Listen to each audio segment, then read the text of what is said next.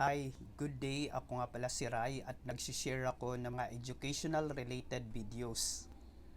Gusto mo ba makapagtapos ng 4 na taong kurso sa kolehiyo sa loob lamang ng 2 taon, 1 taon, or pwedeng sa loob lamang ng ilang buwan?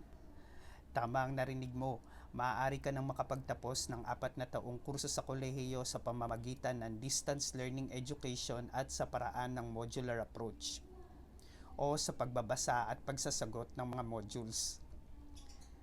Isa lamang ako sa nakapagtapos sa school na ito na isishare ko sa inyo.